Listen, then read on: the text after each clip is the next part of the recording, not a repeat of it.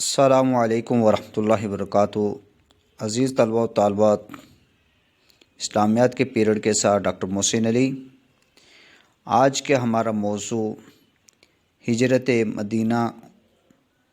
کے جو واقعات ہیں، جس کا تذکرہ گزشتہ لیکچر میں کچھ ہوا، ان کو مزید آج ہم دیکھتے ہیں۔ جناب علیہ الصلوۃ والسلام، جس طرح گزشتہ لیکچر میں نے ذکر کیا تھا، قباء سے مدینہ کی طرف روانہ ہوئے۔ یہاں پر مدینہ سے باہر نکل کر بچیوں نے آپ علیہ الصلوۃ والسلام کو جن الفاظ کے ساتھ ویلکم کیا، وہ کچھ اس طرح سے ہے: طلع البدر علینا من ثنیۃ الوداع واجب الشکر علینا ما دعا للہ داع ایھا المبعوث فینا جئت بالامر المطاع۔ ہر شخص، ہر گھرانہ اس بات کا منتظر تھا کہ وہ جناب علیہ الصلوۃ والسلام کا میزبان بنے، لیکن آپ علیہ الصلوۃ والسلام نے تمام لوگوں کو یہ بیان کر دیا کہ آپ کی اونٹنی اللہ کی طرف سے مامور ہے، جہاں پر حکم الہی ہوگا یہ قیام کرے گی۔ چنانچہ اس اونٹنی نے حضرت ابو ایوب انصاری، جو آپ کے ننھیالی خاندان سے تھے، ان کے گھر کے سامنے بیٹھ گئی، اور آپ علیہ الصلوۃ والسلام نے وہاں تقریباً 9 ماہ قیام کیا۔ جب مسجد نبوی کے متصل حجرات کا قیام عمل میں آیا، پھر وہاں سے آپ علیہ الصلوۃ والسلام مسجد نبوی کے حجروں میں منتقل ہو گئے۔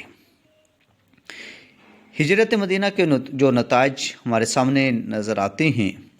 ان میں سب سے پہلے آپ علیہ الصلوۃ والسلام نے مدینہ کے اندر پہنچتے ہی مہاجرین، انصار اور یہاں کی مقامی آبادی جو یہود پر مشتمل تھی، جن کے 3 بڑے قبیلے تھے، بنو نذیر، بنو قینقاع، بنو قریظہ، اور انصار کے 2 قبیلے اوس اور خزرج، اور مکہ کے مہاجرین کے مابین جو معاہدہ کیا، اس کو میثاق مدینہ کے نام سے جانا جاتا ہے۔ اس میثاق مدینہ کو دنیا کا پہلا تحریری دستور اور چارٹر بھی کہا جاتا ہے، جس پر تفصیلاً بحث انشاءاللہ ہم نیکسٹ کریں گے۔ اس معاہدے کی روح سے جناب علیہ الصلوۃ والسلام کو مدینہ کی ریاست کا فرمانروا تسلیم کیا گیا کہ تمام قبائل اپنے جھگڑوں کی صورت میں اس کا تصفیہ آپ علیہ الصلوۃ والسلام سے کروائیں گے، اور اس میثاق میں اسلامی ریاست یعنی مدینہ کی داغ بیل رکھی گئی، اور اسلامی ریاست کا وجود عمل میں آیا۔ اس ریاست کے وجود میں آنے سے اسلام کو ترقی حاصل ہوئی، اور اسلام جو مکہ کے اندر مظلوم تھا، وہاں پر کفار مکہ کی طرف ظلم و ستم ڈھائے جا رہے تھے، یہاں پر اس کو اشاعت کے مواقع فراہم ہوئے، اور یہ سب کچھ قریش مکہ کس طرح برداشت کرتے، انہوں نے مسلمانوں کے اس امن کو دیکھ کر مسلمانوں پر یلغاریں کیں، جس میں مسلمانوں نے بدر، احد اور خندق کے معرکے لڑے۔ دوسری طرف مسلمانوں نے قریش مکہ پر اقتصادی دباؤ ڈالنے کی کوشش کی، اور ان کے تجارتی قافلوں کی روک ٹوک شروع کی، جس میں ایک معاملہ جو ہے آپ علیہ الصلوۃ والسلام کا غزوہ بدر سے پہلے جو قریش کا تجارتی قافلہ تھا، اس کو محاصرہ تھا۔ اسی طرح مسلمان مدینہ کے اندر جب پہنچے، ان کو وہ ماحول میسر آ گیا جس کے مطابق وہ دین اسلام پر عمل پیرا ہو سکتے تھے اور دین اسلام کی تبلیغ کر سکتے تھے۔ اسی طرح مدینہ پہنچنے کے بعد مہاجرین جو خالی ہاتھ تھے اور بے آسرا تھے، آپ علیہ الصلوۃ والسلام نے ان کو اکاموڈیٹ کرنے کے لیے انصار مدینہ کے ساتھ مواخات یعنی بھائی چارے کے رشتے میں پرو دیا، اور یہ بھائی چارہ ایسا قائم ہوا کہ حقیقی بھائیوں سے بڑھ کر انہوں نے اس کا حق ادا کیا۔ اس میں صرف ایک واقعہ کہ کس طرح انصار مدینہ نے مہاجرین مکہ کو اکاموڈیٹ کیا، حضرت سعد بن ربیع کا ہے کہ جن کی 2 بیویاں تھیں، انہوں نے اپنے مہاجر بھائی حضرت عبد الرحمن بن عوف کو کہا، ان میں سے جو آپ کو پسند ہو میں اس کو طلاق دے دیتا ہوں، عدت گزرنے کے بعد آپ اسے نکاح کر لینا۔ لیکن حضرت عبد الرحمن بن عوف نے کہا، اللہ تعالیٰ تمہارے مال اور اہل و عیال میں برکت دے، مجھے بازار کا راستہ دکھا دو۔ جب وہ بازار سے واپس لوٹے تو ان کے ہاتھ کچھ پنیر اور گھی تھا، یعنی وہ تجارت کے پیشے سے منسلک ہو گئے، اور پھر اللہ تعالیٰ نے ان کی تجارت میں ایسی برکت دی کہ پھر وہ آہستہ آہستہ مدینہ کے عمراء میں شمار ہونے لگے۔ جب مدینہ کی ریاست کا وجود عمل میں آیا، اس کے اندر جو میثاق کے مدینہ ہوا تھا، اس روح سے یہود کو یہ حکم دیا گیا تھا کہ وہ اس ریاست کے قوانین کی پاسداری کریں گے، لیکن انہوں نے اس ریاست کے قوانین کو پامال کرنے کی کوشش کی، جس کے نتیجے کے اندر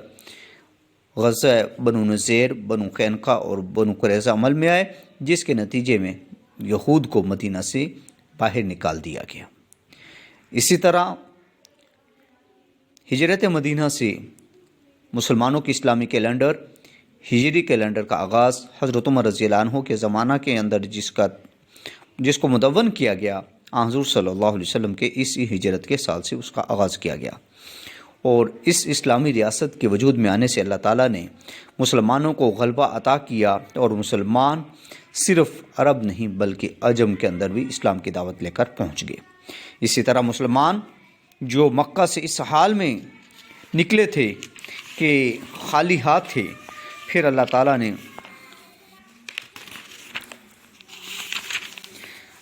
نے ان کو ایسی برکت دی کہ پھر وہ وقت بھی آیا۔ غزوہ تبوک کا موقع ہے جب آپ علیہ الصلوۃ والسلام مال خرچ کرنے کا حکم فرماتے ہیں،